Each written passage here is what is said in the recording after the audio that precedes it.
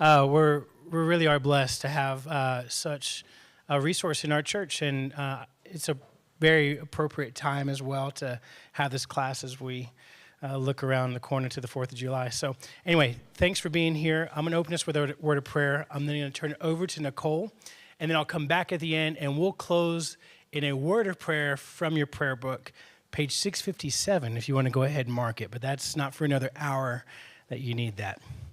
Let us bow our heads and go to the Lord in prayer. Father in heaven, we love you, and we thank you for all your grace that you have afforded us, Lord.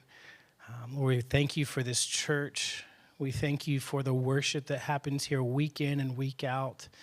We thank you for the faithful work of your ministers like Father Michael, who do the work of a priest without variation, God.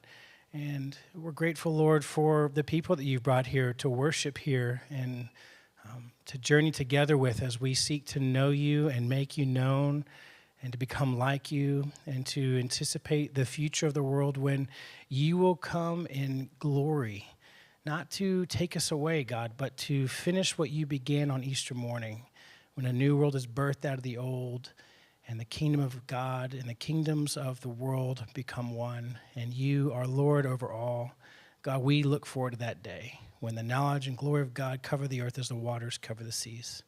Till then, Lord, we need to be made wise so that we can discern your perfect and pleasing will and so that we can work with you, so that the work of our hands would not be in vain, but would bring you glory, us joy, and life to the world. So I pray to that end, Lord, that you would enrich our hearts and minds through this class. And we ask this all in the name of Jesus.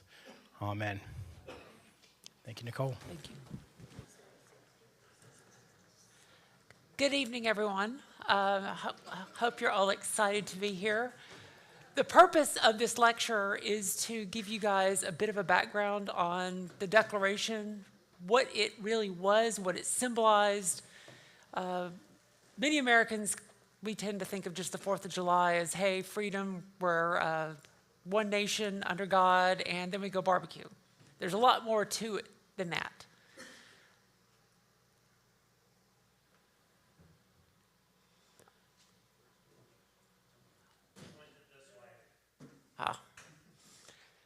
Anyway, a lot of what we are dealing with in this country has, in terms of how people think about the country, has to do more with myth than reality.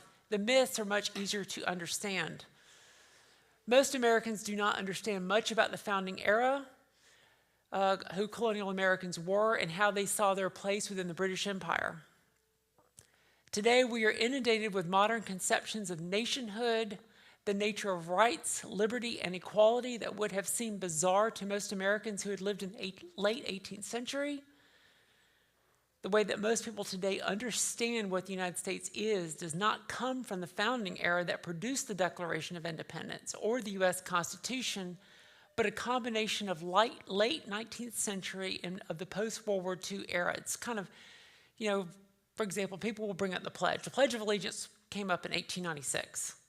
And it was written, I won't go too deep into this, but it was written by a socialist minister, and there was a reason behind it. But they were trying to put forth a new vision of what they could tell young children that the country was, as opposed to what their ancestors thought it was. Which brings me to much of what is taught in public schools is more myth than fact.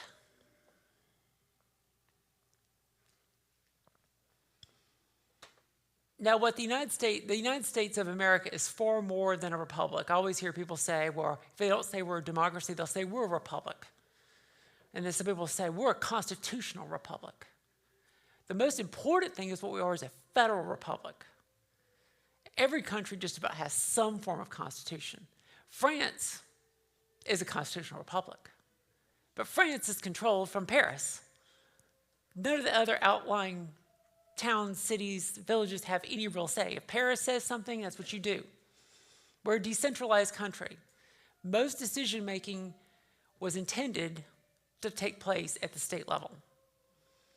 And again, I'll get into a little bit more of this today and next week, but the states created the United States, and the states incorporate everything within them, from within the state, including the counties, towns, cities. Yes, sir.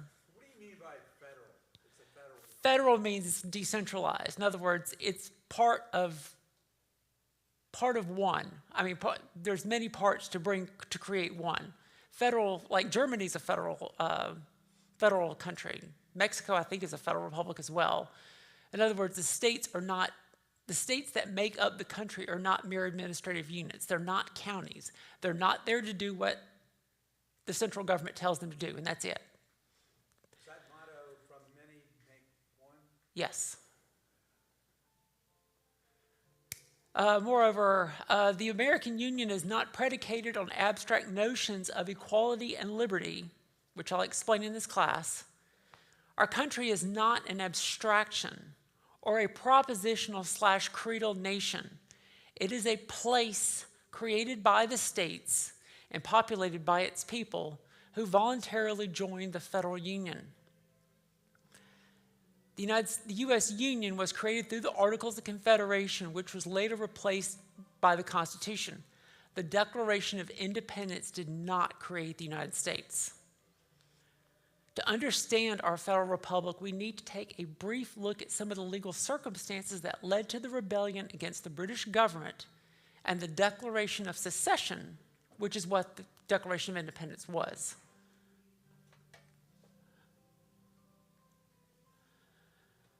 And I briefly debated putting this in here, but I think it's important because a lot of times people in other parts of the country debate why is the South different? Why does the North have different cultural views? Why is there so much conflict between the regions? Because the people that initially settled the areas along the East Coast had different cultures. Even the people that came from the British Isles, they did not agree on what like liberty meant, or how much independence or how much government you're supposed to have. And so these were broken down from a very popular book written by David Hackett Fischer named Albion Seed, which I highly recommend. But initially there were 4 waves of migration. And even though we've had many more generations of immigration into the United States, this is the core aspect of who the U.S. is. And these patterns can still be seen today. Namely, you have the Cavaliers, who many of these people were the second sons of the English aristocracy, who because of the laws of primogeniture in England were not going to inherit anything. Many of them came from southern and western England. They settled in the Tidewater region of Virginia and Maryland. George Washington's family was one of these, as well as Robert E. Lee. Basically, any with James Madison, James Monroe, many of the founding fathers would have been descended from the Cavaliers. You also have the Puritans / Pilgrims from East Anglia, which is a region in eastern England on the North Sea, who largely self-segregated in New England. You have the Quakers, or the Society of Friends, who came from the North Midlands of England and Wales and largely settled together in the Delaware Valley, inclusive of Pennsylvania, around Philadelphia, West Jersey, and Delaware. And probably the area that, for anyone who has deep origins in the South, you probably are descended from these people, the people that Hackett Fischer called the Borderers, who were made up of the Scots-Irish and the Border English. These people largely came from a culture that very much valued independence, individuality, individual rights.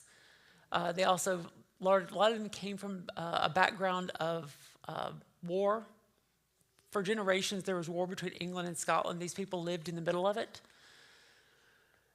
And Africans who were sold into slavery also had significant cultural impact on the settlement cultures and would meld with some of them to create something unique to these regions. I also mentioned David Hackett Fischer wrote a book called African Founders, which I also recommend. Where's that first book you recommended up there? That's the first book you were talking about? Yes.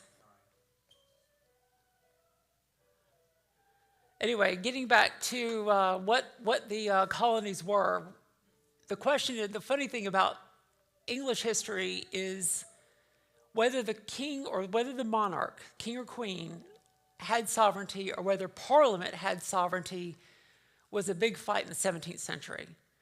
And this was settled by taking the power out of the hands of the monarch and giving it to Parliament, which you would think in terms of liberty, that works very well for England. But this issue became the driving force of why American colonies declared independence.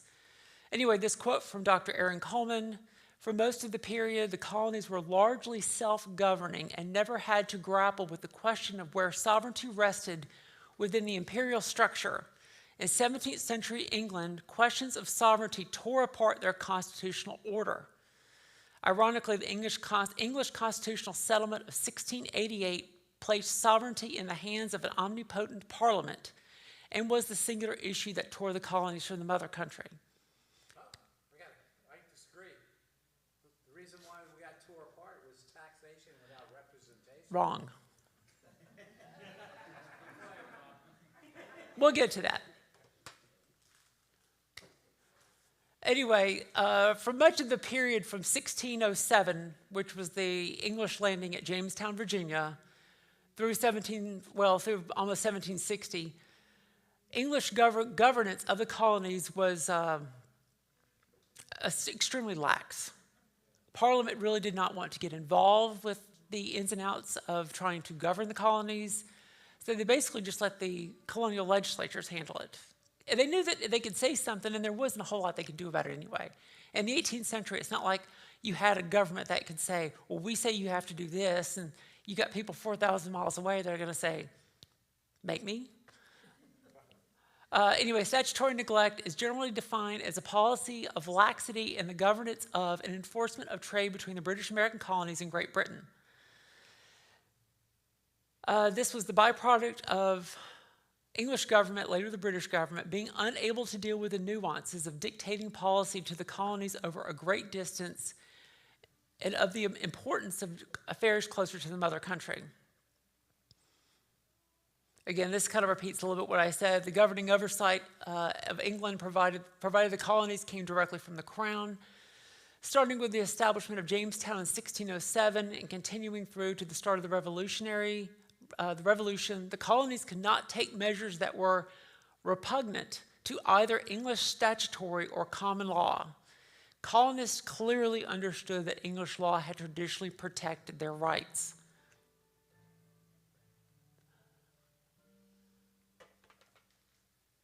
Anyway, colonial self-government. Lax English oversight of the internal affairs of the colonies gave the Americans an experience in and a tradition of self-government. Between 1620 and 1660, every American colony with a substantial body of settlers adopted some form of elected assembly to pass laws for the polities that they were creating. Should be policies. Colonial governments by 1750 were mirrored in the institutions of English government.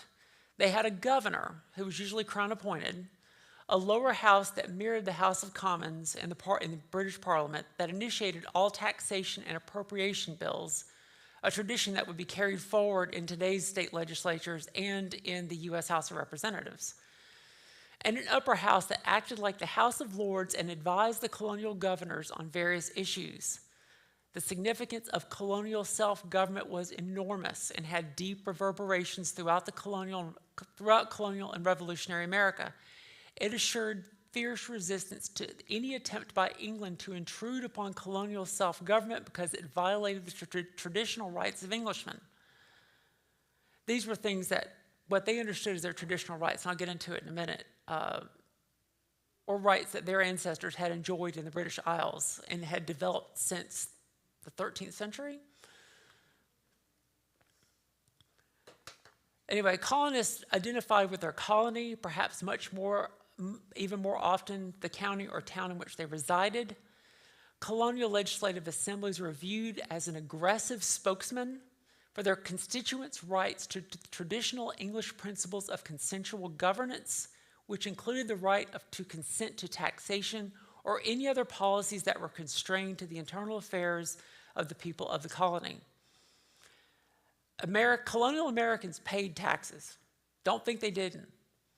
Now, taxation is today billion times higher than it was back then. But people paid taxes. The difference is they paid taxes to their own colonial governments. Anyway, Americans regarded their colonial assembly representatives as little more than ambassadors from their local districts who were bound to vote with the will of the locale they represented. If the people that sent you to the legislative assembly, if you did not vote in accordance with what they wanted, in some instances that could be very dangerous for you. They didn't send you up there to exercise your whatever you wanted. They exercised you to do exactly what they told you to do. Local government meant representation, and representation breathed constitutional legitimacy into the government's actions. However, by the mid-18th century, Parliament, becoming empowered by its empire, decided that ultimate authority rested with itself, not colonial assemblies.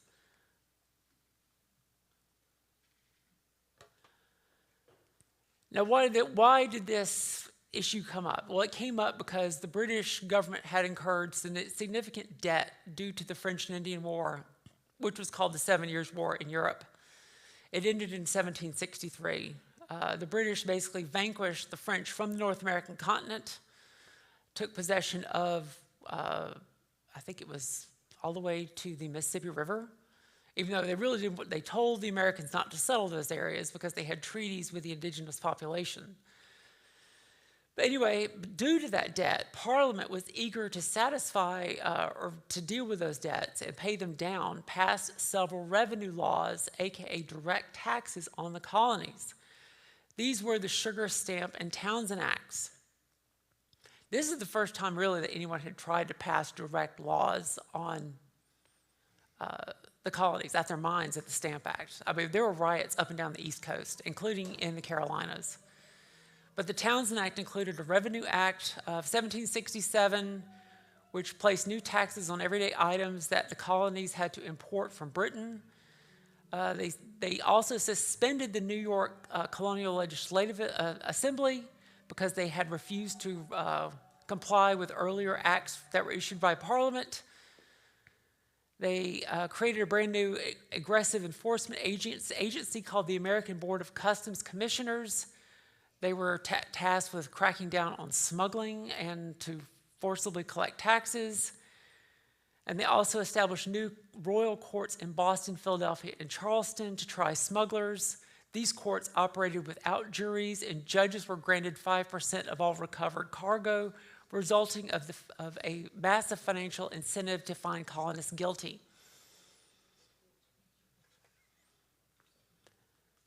Anyway, according to Dr. Aaron Coleman, the colonists connected representation in the colonial assemblies with the protection of traditional English rights. If Parliament had the right to tax the Americans, then traditional English rights were under threat. In 1767, John Dickinson authored a pamphlet called Letters from a Farmer in Pennsylvania, which he accepted the role Parliament had to regulate trade between Britain and the colonies, but not the notion that Parliament could enact a law interfering with the internal affairs of a colony without consent of the colonial assemblies was repugnant.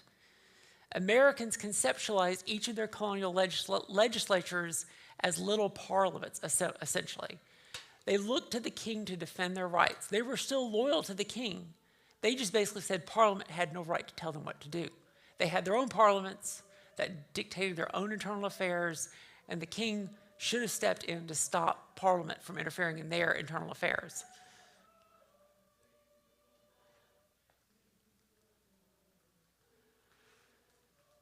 Anyway, in 1774, James Wilson, a native of Scotland and future signatory of the Declaration of Independence, U.S. Constitution, and future U.S. Supreme Court Justice, wrote in his pamphlet, "The considerations on the nature and extent of the legislative authority of the British Parliament, that all different members of the British Empire are distinct states, independent of one another, but connected together under the same sovereign in right of the same crown. Only the legislative authority of each part was confined within the local bounds of that part. This meant that Parliament's authority began and ended when it actually persisted in this country all the way through World War II."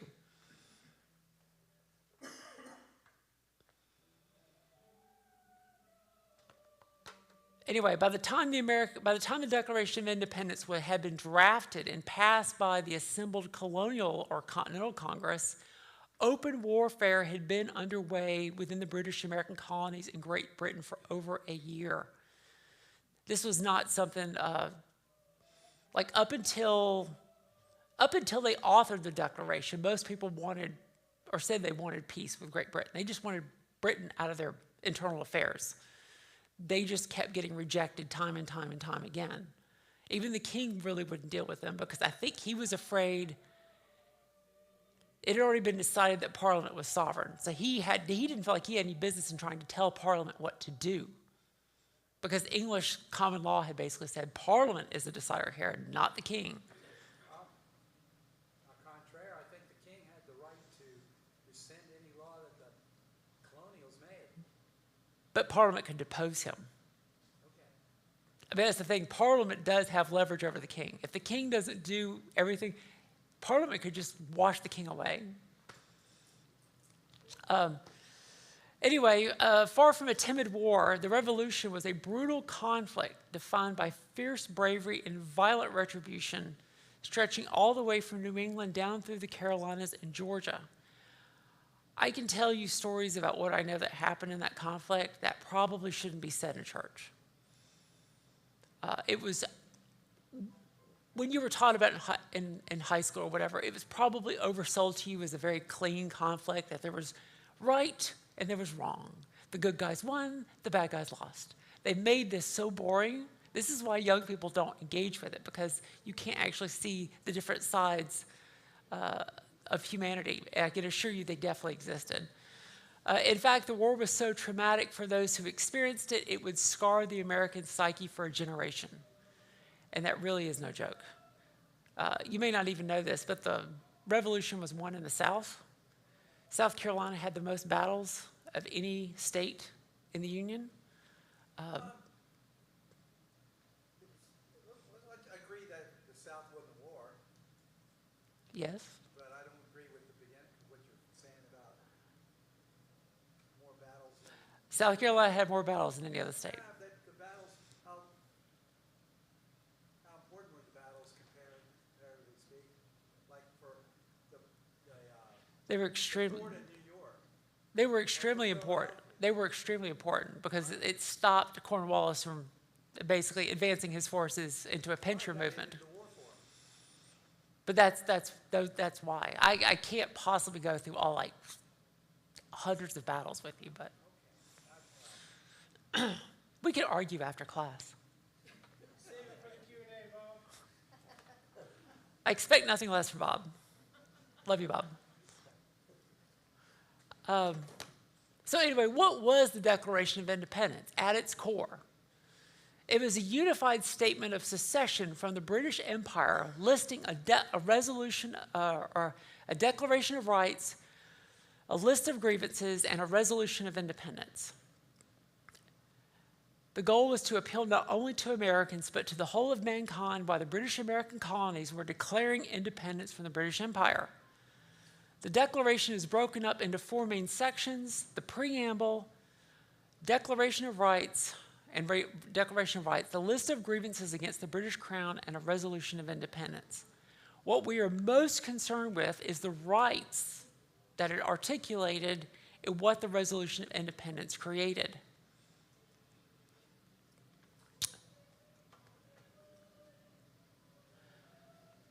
Anyway, the preamble, this used to be the most popular, or this used to be the most widely read part of the Declaration. The unanimous declaration of the 13 United States of America, when in the course of human events it becomes necessary for one people to dissolve the political bands which have connected them with another, and to assume the powers of the earth, the separate and equal station to which the laws of nature and of nature's God entitle them, a decent respect to the opinions of mankind requires that they should declare the causes which impel them to the separation. That used to be what they taught in schools. What is instead taught is this bolded area here. There's a reason why this is taught.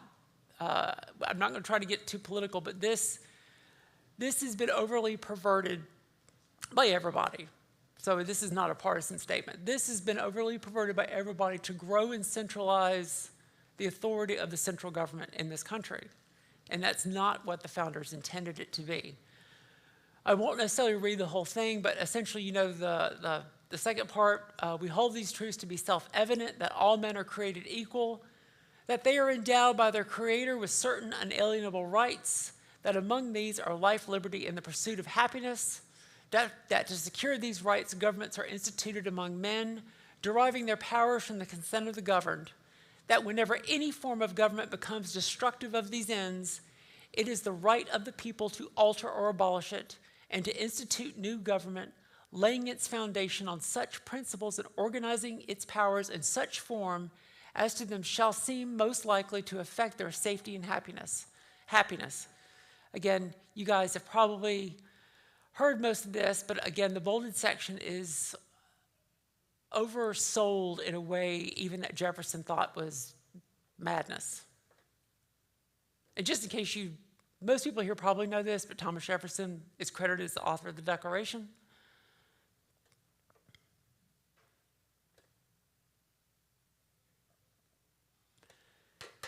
But where did Jefferson get this language from?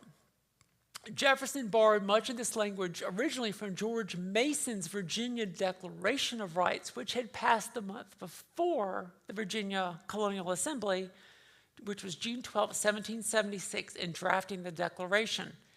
Mason asserted that all men are by nature equally free and independent and have certain inherent rights, namely the enjoyment of life and liberty, and with the means of acquiring and possessing property and pursuing and maintaining happiness and safety. Sounds eerily similar. In comparison, Jefferson stated in the second paragraph of the Declaration of Independence that we hold these truths to be sacred and undeniable, that all men are created equal, that they are endowed by their Creator with inherent and unalienable rights, that among these are life, liberty, and the pursuit of happiness. That should be his second draft of the Declaration, but anyway, both the Virginia Declaration of Rights and Declaration of Independence were inspired by the work of John Locke, who was an English philosopher. Additionally, the concept of life, liberty, and property were underscored by popular legal text that circulated in both Britain and America, William Blackstone's commentaries on the laws of England. And this is actually really important because even when they were working on the 14th Amendment in 1867, 1868, when they debated in Congress what the 14th Amendment was, they said it still meant what it meant with William Blackstone's life, liberty, and property.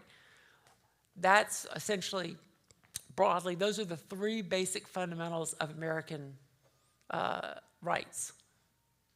And Nicole, Yes. you said that there's the part that we're really familiar with, and then there's what came before that, and you said the difference here is profound or really important.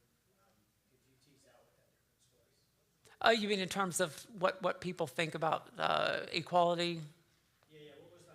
What was the real juxtaposition with the first? Like, go back 2 slides, and then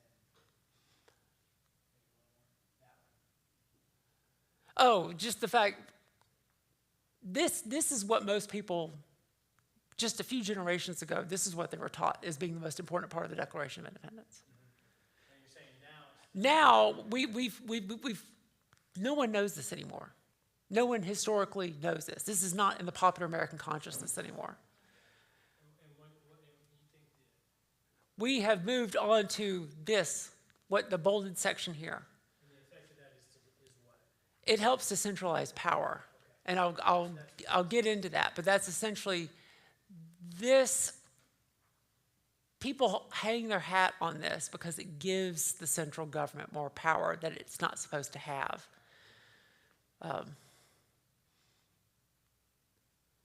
Anyway, just to speak a little bit about the origins of English liberties. Americans were drawing upon centuries of English constitutional law, which you would commonly see this referred to as the ancient constitutions. This is not the total discussion of what that was, but these are the two high parts. In 1215, King John of England signed the Magna Carta, which was a document that rejected the supreme authority of the English monarch, placing the monarch in equal to the aristocrat nobles. This was, according to Dr. Brian McClanahan, an expression of resistance to centralization of power as embodied by the English king. The Magna Carta became the basis for much of English common law. It is in this document which lays the cornerstone for the defense of life, liberty, and property. Moreover, as England went through a period of turmoil in the 17th century, including a civil war, which is where we get what I've talked about earlier with the sovereignty of Parliament over the monarch. In an incoming monarchical dynasty, the Parliament, the legislative body of the people of England, forced the new incoming king, William of Orange, to sign the English Bill of Rights, which was in part a declaration of the causes by which the former king, James II, was expelled from his title as King of England in what is called the Glorious Revolution. Now, I also put up this image up here that's a 3-pound note from North Carolina. Because I heard there was a debate recently, and somebody said, well, Americans in the 18th century couldn't possibly have ever known what Magna Carta was. It was literally on their money. I've seen letters. Ordinary farmers knew what this was. We have people today running around who carry multiple degrees, make 6 figures, they have no idea what Magna Carta was. So Americans were very much, they knew these things. They knew what they were arguing for. They knew what they were fighting for. Can I ask you a question? Of course you can, Bob. Did King John try to rescind the Magna Carta? He did. And they killed him for it, didn't they? I can't remember. He died. I think he did die. But basically, you can't pull the switcheroo. They basically still said this is the first time this had really happened in the English-speaking world. Anyway, this is also really important. Notes on John Locke and equality. The idea of natural equality, and this is a quote from Locke. The idea of natural equality transitions as men leave the state of nature and enter into society. Then once a government is established, the role of equality can be analyzed from a social perspective, which is when the idea of religious toleration comes into play. John Locke, by the way, could talk about all day about rights. He absolutely said atheists have no rights. That was Locke.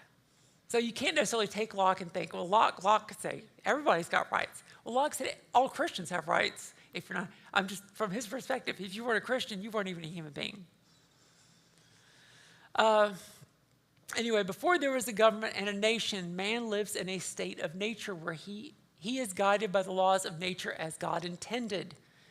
Locke begins his second treatise of government, establishing truths of nature, mainly that God is the creator and did not grant superiority to any individuals in modern day society. Despite this, society does not and cannot acknowledge a state of perfect equality and is inherently corrupted. So we have to work within the confines of our imperfect world. If we try to create utopia, which many people have, you always wind up with violence and bloodshed.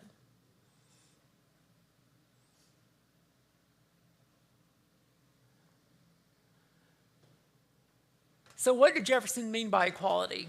One of the major issues raised by the Declaration is the statement that all men are created equal.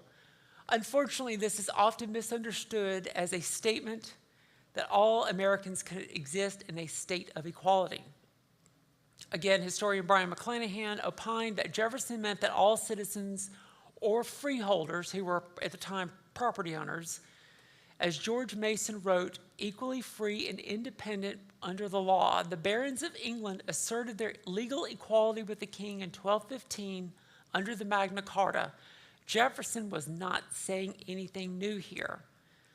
Likewise, Dr. Mel Bradford stated, God made men for civil life, but not for an absolute submission to a state that promises them no protection in return and denies them the hope of improving their condition.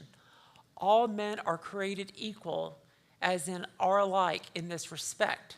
For such a total state to claim a right to obedience goes against the God-given qualities of human nature. Why is this the case? If we are to measure equality against liberty, and I had a socialist professor tell me this once, He was one of the best professors I've ever had. If you measure equality against liberty, logic dictates that they are, in a social sense, opposed to one another. For equality to be maintained in all aspects of a society, then there must be an arbiter of equality, which would undoubtedly be the government. First off, the government cannot be unbiased because human beings are biased. There's no such thing as unbiased institutions.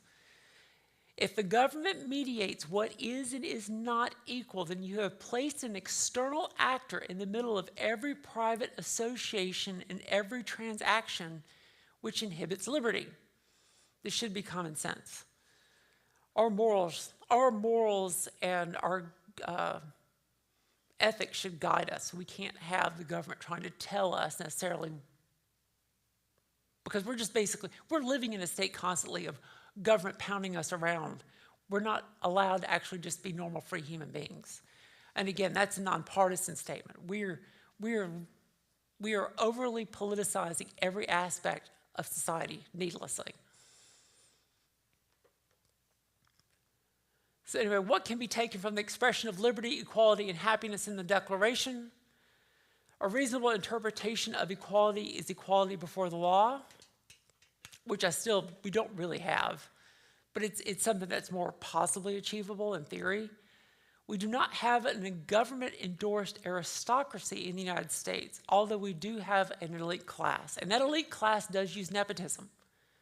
And I don't blame them for that. If I had a child, I'm wealthy, or I have power, I'm going to do everything I can to boost the fortunes of my child. It's just the way the world works. Any citizen, regardless of station or class, should have the right of redress or to be able to defend oneself before a civil or criminal court. Liberty in the 18th century could be conceived of as the submission to the will of God and secular authority as well, to a well-understood set of interconnected responsibilities and duties. Locke wrote that liberty was not synonymous with libertinism. In other words, we just think liberty means you can do whatever you want. That's not what the people that founded this country were not just like, go do whatever you want to do. You don't have to do anything other than what your emotions lead you on to.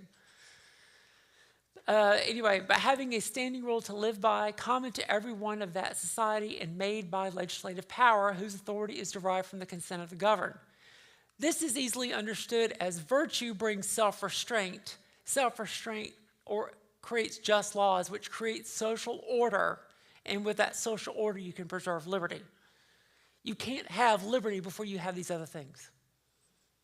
Happiness, according to legal scholar Carly Conklin, within an 18th century context, was broadly defined as human flourishing. So the people that were in the Continental Congress and Jefferson were not trying to create a utopia. They were trying to create something that worked along with what they knew, what could operate and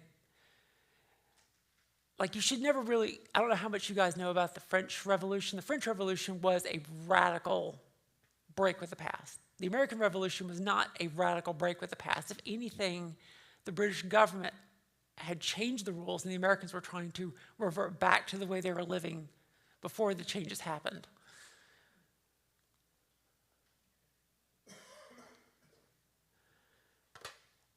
Did the Declaration establish the United States? In short, no. Jefferson does not refer to a nation, only in the lowercase united uppercase states. Virginia, Rhode Island, and Maryland had already declared independence ahead of the passage of the Declaration of Independence. The colonies declared themselves free and independent states. States in the 18th century were sovereign political entities, thus each state was made equal in status to the mother country. The Declaration is a document of secession, one that stated each state made an independent choice to withdraw consent from the union with Great Britain and to become an independent state. This was born in the Treaty of 1783, Treaty of Paris, which formally ended the American Revolution. Each state by name was acknowledged as free, sovereign, and independent. There was no American government delegation that ended the Revolutionary War. Each state had its own delegates, as if they were independent countries. The American soldiers in August 1776 were required to take the oath, "I do acknowledge the United States of America to be free, independent, and sovereign states."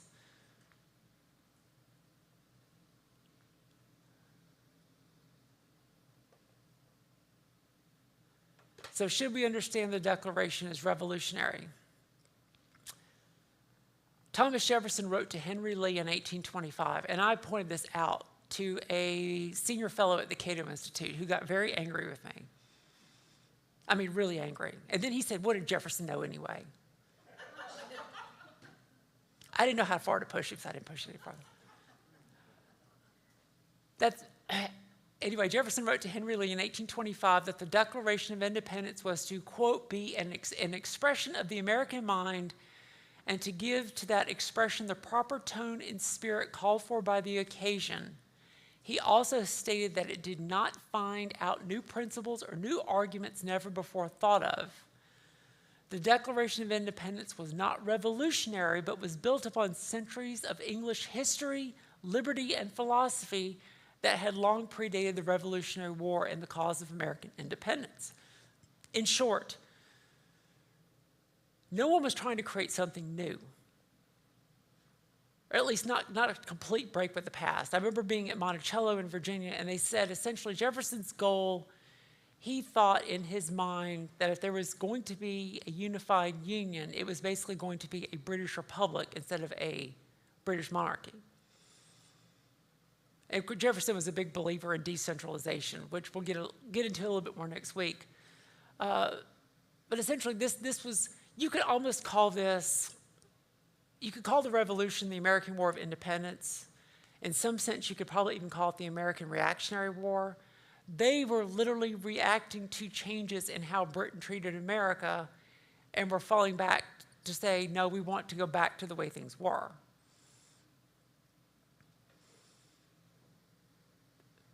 Anyway, there's a little addendum here on natural law, because you hear a lot of people talk about natural rights, natural law. This is where you get people hammering on equality so much, but no one really ever talks about what does that mean. It's just a good sounding word, because we want to treat everybody we come into contact with as equals. I don't walk around, and I don't care who you are, I don't walk around and treat people with derision because I think that I'm better than they are. Anyway, traditionalist scholars, aligned with thinkers like Russell Kirk and M.E. Bradford, view the American founding through the lens of history, prescription, and organic tradition. The critique of rights, traditionalist thinkers are deeply skeptical of natural rights language. They argue that abstract universal rights divorced from history and local context are a fiction. Now, there are scholars out there who do think that there are universal rights. The problem with that is we're always starting wars in foreign countries. When I was a child, I used to think everybody would want to be an American. Why would you want to be an American? There's other places that have other cultures. You can't, if you take someone from one of these other cultures that has a different religious tradition, a different culture, and you try to tell them, we're going to place you in a Western English-speaking tradition, they're not going to know what you're talking about. That doesn't make any sense to them. And you can't pound it into their head. Culture is the language of how we operate and what we believe and how we interact with each other. This is why American rights or English rights are rooted in particularity. From this perspective, rights are not floating in the ether, they are inherited. They view American liberty as the specific inheritance of the British constitutional tradition, notably the Magna Carta, English common law that developed over centuries within concrete faith-based communities. Traditionalists also argue that once you accept the premise of radical individual natural rights, you open the floodgates to progressive egalitarianism. If rights are abstract and absolute, then traditional institutions like family, church, local communities that place moral demands on the individual are seen as oppressive obstacles to absolute freedom. We have obligations to each other. That's part of being free, is being free to attend to those obligations, not to throw things aside and go, I don't owe anybody anything. I don't owe my children anything. I don't owe my parents anything. I don't owe my boss anything. We all have obligations to each other. We cannot exist in some bizarre libertine world where our only purpose is to either satisfy our own emotional or carnal or materialistic desires. Anyway, the Declaration of Independence talk of inalienable rights was a rhetorical justification for secession from Britain, not the blueprint for radical ideological crusade.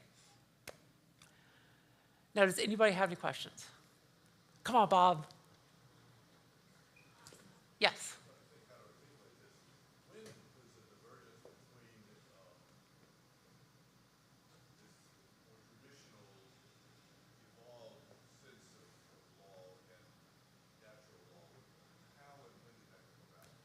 I would argue that some of it came about toward the end of the 19th century, but it had not pervaded. I think the end of World War II was really the where people had basically lived through the Great Depression, they had lived through World War II, and all of a sudden you had the government and these big companies saying, you can have everything.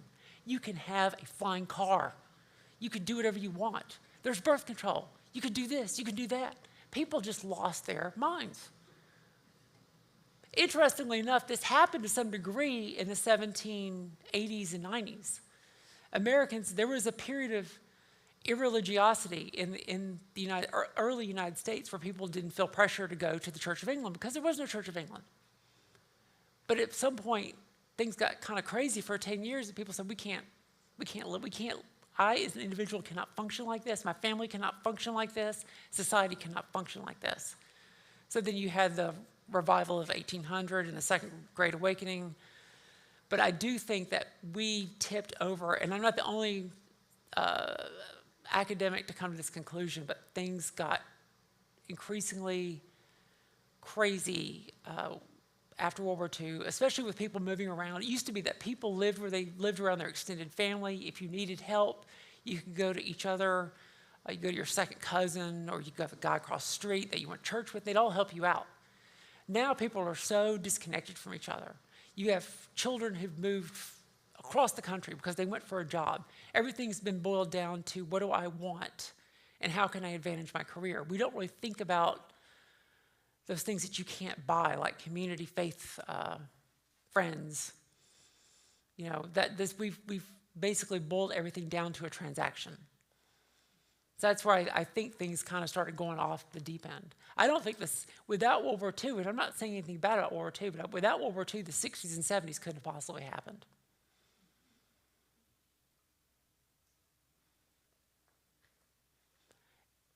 Any other questions?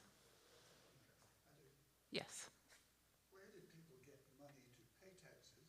Who collected the taxes? Where did the taxes go? And what were they used for?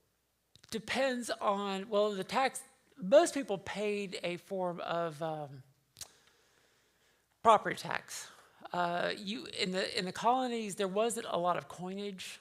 So either you had, like I showed, each colony had its own paper money. The paper money was not worth quite what it was worth in pounds sterling in Great Britain. People also bartered a lot. There was a great story in the late 1760s. There was a movement against corrupt county officials in North Carolina called the Regulator Movement. And part of it was they believed that people were being unfairly taxed. But this was not connected to the American Revolution. There was a story of a man who owed taxes to the local county. The sheriff came by, knocked on the door, demanded money. His wife was there because the man was away. He took one of the man's horses and took the dress off of the man's wife as payment in lieu of not having any currency. This was sent out to this group called the Regulators. They stopped the sheriff, took everything back from him, and then paraded to whip him and parade him back into the town of Hillsborough, North Carolina, and basically told people, don't you ever do that again. So it could be a variety of things. People along the coast, if you lived in a more seafaring area, odds are you probably had more access to currency. People that lived way off in the backcountry didn't have much of anything. Like where this church is located right now would have basically been considered Indian territory. Like what you think of as watching the Old West. The Old West existed like 100 miles from the coast. maybe 200 at the most.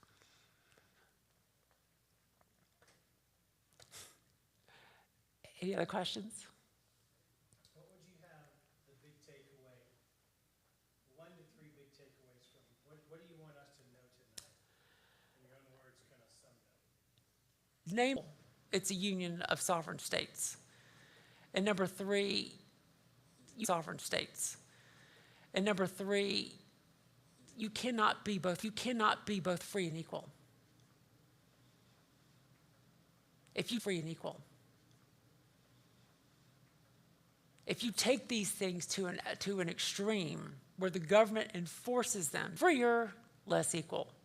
More equal, less free. You cannot have both these things in the same. Less equal. More equal, less free. You cannot have both these things in the same amount. They've taken way too much, like certain thinkers like Larry Arnn, who's president of Hillsdale, and his predecessor, Harry Jaffa, and then his Jaffa's inspiration, Leo Strauss. They all argue that somehow you cannot live in an abstraction. Everything comes from somewhere. Everything has to mean something. And what it means here, when I talked about the settlement patterns, for example, when you go up to New England, the Puritans believed in a communal liberty. The rights of the community superseded the rights of the individual. Community superseded the rights of the individual. When you get down into the Scots-Irish part of the inland South, the individual was supreme. Now, it didn't mean that the community would tolerate just about anything, but there was a certain liberty of an individual carries more weight than it does up north. We don't all define these terms the same way. I would probably argue that this country, the reason too, and I'll get into this next week, the reason that we have so much dysfunction in this country is because it's too big to govern and we don't have a unified culture. And we never really had a unified culture, but that's okay. That's what made it beautiful. We left most of the responsibilities with individual states so that those states could reflect the cultures and personalities of the people who live there. Anyway, I hope that made, yes. A lot of these ideas laid the groundwork for the Civil War also. All these southern states. They did. They did. And that's why there is a Marxist historian who's very popular named Eric Foner. Eric Foner claims we had a second founding of the Civil War and that everything can be centralized. But that's not even the way the people at the time of the Civil War understood it. We live in a fiction of the post-World War II world. And I understand why people taught it like this. You cannot expect your average high school teacher to go back to the primary materials, but we sold people a fiction to make them feel good. The problem is we glossed over the things that actually mattered. We just wanted to pat ourselves on the back and say, eagles, flags, we're great. That's not what these guys were fighting for. These guys were fighting for something far deeper than that. Not empty platitudes. There's nothing wrong with empty platitudes, but don't let it stop there. Anyway, anybody have any other questions? Yes, ma'am. Albion Seed, Albion. It's an old word for Great Britain. Highly, highly, highly recommend. It's one of the best texts I've ever read. And you don't have to read the whole book. There's different sections on different traditions in there. Yes, sir. Looking at natural rights or rights floating in the ether, if you reject the idea that the rights are from God and are secured by government, but instead they come from our history, aren't you then agreeing that government gives us our rights? Rather than just Government doesn't give us our rights, but government right to bear arms. That does not exist in the ether. That actually came out of the English Bill of Rights. Of the 1680s. That was in there. The English lost their right to bear arms. We copied that and put it into our Bill of Rights. for a reason. But a government could easily say, well, that's not what that means. Do what? They've already done a good job on that already. Well, see, we get a little bit of that next week, but the Bill of Rights was never intended to constrain the states. The states always had the right to tell you what you could and couldn't own, depending on their own state constitutions. The Bill of Rights was intended to only constrain the federal government. We've muddied the water so much, nothing makes any sense anymore. Everyone used to understand these things. People don't understand them anymore. Anyway, yes, ma'am. Just one curiosity, William Penn was encouraging people from other countries to come here. Mm-hmm. My family's brothers came from Germany. How did that impact or did the people that were coming actually were very much along the same cultural, different but not that far away? Pennsylvania was probably the most German state, but only in the east, especially around Lancaster. The majority of people were still of English heritage, because I do have a German Palatine ancestor who settled, and he actually opened a Lutheran church that was in Pennsylvania. But that's, they did participate and fight. They were not the predominant group, but they did have an impact, just not so much on the political development. Much more on the cultural development. So. Can we give Nicole a hand? Thanks, Nicole. And we'll look forward to being back in here same time next week. Come at 6. Time is dinner? 6:45, 6:30? For dinner? Oh, if I'm in charge, we're going to go to 6:30 in communion, so. Anyway, come sometime between 6 and 7 for dinner, and we'll see you back in here at 7:15 for this class. And then, again, all of July off. So in July, there will be no choir practice, there will be no adult education, there will be no